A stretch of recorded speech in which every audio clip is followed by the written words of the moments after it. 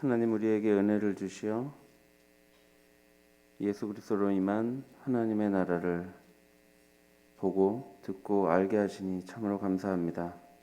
하나님, 그래서 오늘도 우리가 하나님의 선한 통치 안에서 살아가게 하여 주시니 감사합니다. 하나님, 이 은혜에 우리가 반응하여 오늘 하루도 거룩하게 하나님을 사랑하고 또한 이웃을 사랑하며 살아가게 하여 주옵소서. 예수님의 이름으로 기도합나이다. 아멘. 비둘기 같이 온유한 은혜의 성령 오셔서 거친 마음으로 만지사 위로와 평화 주소서. 진리의 빛을 비추사 주의 길 바로 걸으며 주님을 옆에 모시고 경건히 살게 하소서. 주님과 동행하면서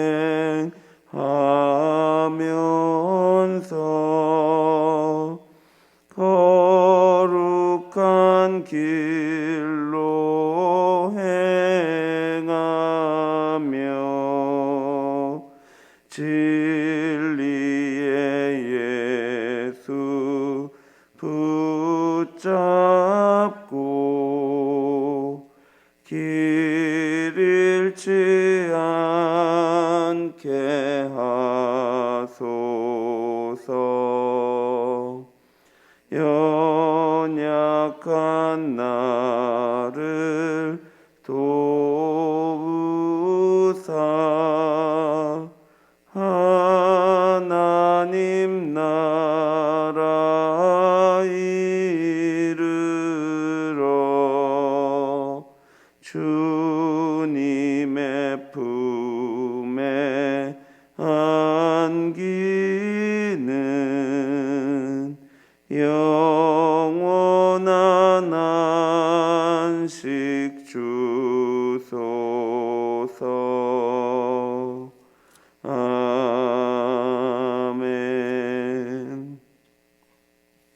함께 볼 성경 말씀은 누가복음 10장 17절에서 24절입니다.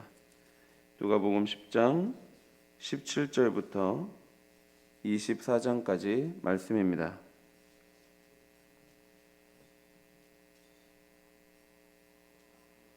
누가복음 10장 17절부터 24절까지 한 절씩 교독하겠습니다. 70인이 기뻐하며 돌아와 이르되 주여, 주의 이름이면 귀신들도 우리에게 항복하더이다.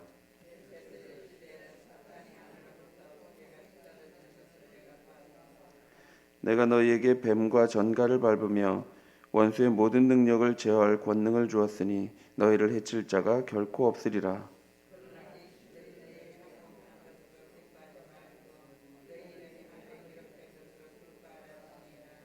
그때 예수께서 성령으로 기뻐하시며 이르시되 천지주제이신 아버지여, 이것을 지혜롭고 슬기 있는 자들에게는 숨기시고 어린아이들에게는 나타내심을 감사하나이다. 옳소이다. 이렇게 된 것이 아버지의 뜻이니이다.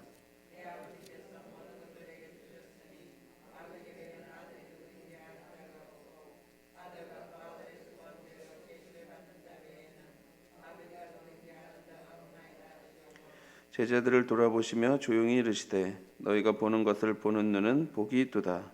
내가 너희에게 말하노니 많은 선지자와 임금이 너희가 보는 바를 보고자 하였으되 보지 못하였으며 너희가 듣는 바를 듣고자 하였으되 듣지 못하였느니라. 아멘. 예수님은 70인의 제자들을 불러 복음 전도를 위해 마을로 보내셨습니다. 그 길은 위험과 궁핍과 낙담이 예상되는 길이었습니다. 제자들은 전대나 배낭, 신발도 가지지 않은 채 그 길을 갔습니다. 주사를 일꾼은 적은 상황이고 마치 어린 양이 이리 가운데로 보내지는 것과 같았습니다. 이처럼 위험과 결핍, 이런 상황에서 보냄을 받은 제자들이 돌아왔습니다. 그렇다면 우리의 예상에는 자연스레 제자들이 패배해서 절뚝거리며 돌아오는 상황을 머릿속에 떠올릴 수 있습니다. 그런데 우리의 예상과는 다르게 70인은 기뻐하며 돌아왔습니다. 1절입니다. 70인이 기뻐하며 돌아와 이르되 주여 주의 이름이면 귀신들도 우리에게 항복하다이다. 70인의 고백은 놀랍습니다. 10장 1절에서 16절의 본문을 보면 제자들은 분명 험난한 복음 전도의 상황을 마주했을 것입니다. 그러나 그들은 오히려 기뻐하고 있습니다. 제자들이 예수의 명령과 사명에 순종한 결과는 지치고 냉소적이고 탈진한 상태로 내버려지는 것이 아니었습니다. 제자들은 오히려 하나님의 섭리와 능력을 경험했습니다. 제자들은 어린 양 같았고 마치 이리 가운데로 보내지는 것 같았지만 그 현장에는 목자 되시는 하나님이 있었지요. 하나님은 당신의 권능으로 제자들을 인도하셨고 제자들은 그 권능을 경험했습니다. 따라서 이들에게는 기쁨이 넘쳤습니다. 기독교는 자칫 비극처럼 보일 수 있지만 실제로 희극의 종교입니다. 왜냐하면 슬픔으로 시작하지만 기쁨으로 마치기 때문입니다. 그래서 예수님은 줄곧 기쁨을 가르치셨습니다. 누가복음 6장 23절에 보면 예수님은 복을 선포하시면서 그날에 기뻐하고 뛰놀라라고 말씀합니다. 또한 예수님은 사람들에게, 특히 고통을 겪고 소외된 사람들에게 그들과 함께 하시며 먹고 마시며 그들에게 기쁨을 선물하셨습니다. 예수님은 질병과 귀신 들림, 가난과 소외로 고통하는 이들에게 기쁨을 선사하시면서 고통도 없고 가난도 없고 소외도 없는 하나님 나라가 이곳에 가까이 왔음을 알리셨습니다. 제자들은 한껏 고무되어 예수님께 보고하고 있습니다. 주여, 주의 이름이면 귀신들도 우리에게 항복하더이다. 귀신들이 항복하는 이유는 예수님의 이름 때문이었습니다. 예수님의 오심으로 귀신은 더 이상 힘을 쓸 수가 없게 되었습니다. 예수님은 사탄이 하늘로부터 번개같이 떨어지는 것을 내가 보았노라고 말씀합니다. 사탄이 하늘로부터 떨어지는 것은 사탄의 결정적인 패배를 말하는 것입니다. 그리고 종말의 때에 사탄이 최종적으로 몰락할 것을 암시하고 있는 것이죠. 이 사탄의 패배는 70인의 선교의 결과가 아니라 하나님 나라가 이 땅에 온 결과입니다. 하나님 나라의 도래로 인해 사탄은 이미 패배했습니다. 그리고 종말의 때에 사탄은 최종적인 패배에 이르게 될 것입니다. 19절에 보면 마귀가 항복하는 것은 예수님의 권위에 의한 것임을 알 수 있습니다. 예수님은 그 권위를 제자들에게 위임합니다. 19절입니다. 내가 너희에게 뱀과 정갈을 밟으며 원수의 모든 능력을 제어할 권능을 주었으니 너희를 해칠 자가 결코 없으리라. 예수님의 권위로 사탄은 하늘로부터 떨어집니다. 그리고 예수님은 그의 제자들에게 권위를 부여하시고 그들도 승리케 하시죠.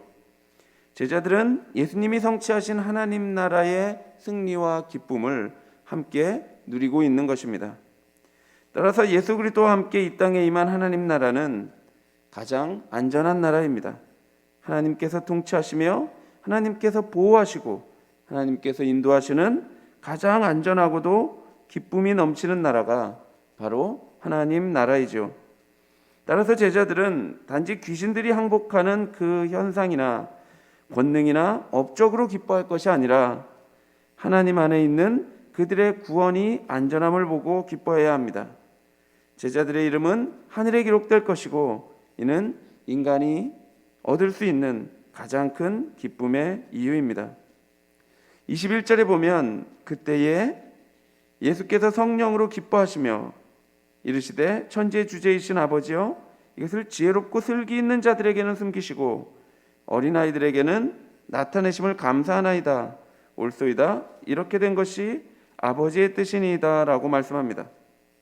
제자들의 기쁨은 바로 예수님의 기쁨입니다. 제자들의 이름이 하늘에 기록된 것은 예수님의 기쁨의 이유가 되죠. 그러나 하나님은 예수로 임한 하나님의 나라의 복음을 지혜롭고 슬기 있는 자들에게는 숨기십니다. 그리고 어린아이들에게는 나타내시죠. 여기서 지혜롭고 슬기 있는 자들은 바리새인과 서기관처럼 스스로 율법을 지켜 의롭다고 생각하는 자들을 말합니다. 그들은 스스로를 지혜 있다 여겼고 도덕적이라 여겼습니다. 의롭다 여겼죠. 그러나 하나님은 오만한 자들에게 당신의 뜻을 숨기십니다. 그러나 반대로 어린아이와 같이 본인의 무가치함을 인정함으로써 예수님을 영접하는 자들에게는 당신의 말씀을 훤히 드러내 보이십니다. 이에 예수님은 하나님께 감사를 고백합니다. 왜냐하면 그것이 하나님의 뜻이기 때문입니다. 따라서 우리의 감사와 우리의 기쁨은 하나님의 뜻이 이루어지는 데 있습니다. 우리가 하나님의 말씀에 순종하며 살아갈 때 우리는 힘들고 지치는 것이 아니라 그래서 기쁨과 감사가 넘칩니다. 왜냐하면 하나님의 말씀에 순종하는 그 삶이 바로 하나님의 우리를 향한 뜻이기 때문입니다. 성도는 그 뜻이 우리의 삶에 이루어짐을 보고 참된 기쁨과 감사를 하게 되는 것이죠. 그런데 한 가지 눈여겨볼 점은 예수께서 지금 하나님을 아버지라 부른다는 것입니다. 그리고 22절에 내 아버지께서 모든 것을 내게 주셨으니 아버지 외에는 아들이 누구인지 아는 자가 없고 아들과 또 아들의 소원대로 계시를 받은 자 외에는 아버지가 누구인지 아는 자가 없나이다 라고 말씀합니다.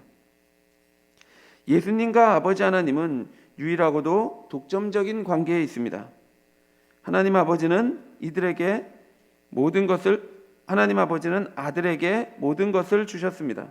따라서 아버지 하나님께서 계시하지 않으시면 아들이 누구인지 아는 자가 없습니다. 인간은 스스로 예수님을 구주로 인식하고 고백할 수 없습니다. 오직 아버지 하나님께서 그 아들을 계시하실 때만 우리는 예수님을 구주로 영접할 수 있죠. 마찬가지로 오직 아들만이 하나님 아버지를 아십니다. 그러므로 오직 아들만이 하나님 아버지를 또한 계시할 수 있습니다. 문장이 조금 헷갈릴 수 있는데요. 정리하자면 오직 하나님 아버지만이 아들을 아십니다. 따라서 하나님 아버지가 그 아들을 우리에게 계시하셔야만 우리는 예수를 구주로 영접할 수 있습니다. 마찬가지로 이번에는 반대로 이쪽에서 이쪽으로 오는데요. 오직 아들만이 하나님 아버지를 아십니다. 따라서 우리는 이 아들을 통해서만 하나님 아버지를 알 수 있는 것입니다. 로마서 3장에 보면 로마서 3장은 이 바울은 인간의 절망적인 상태를 말하고 그때에 하나님의 의가 나타났다고 가르치는데요. 먼저 인간은 죄로 인해 생각이 허망하여졌고 그 미련한 마음은 어두워졌습니다. 따라서 인간은 하나님을 깨달을 수도 없고 하나님을 찾을 수도 없습니다. 선을 행할 수 있는 인간은 하나도 없지요. 인간의 목구멍은 열린 무덤이요 그 혀로는 속임을 일삼습니다. 그 입술에는 독사의 독이 있죠. 그 입에는 저주와 악독이 가득하고 그 발은 피 흘리는 데 빠릅니다. 인간의 상태에 대한 성경의 묘사는 매우 절망적입니다.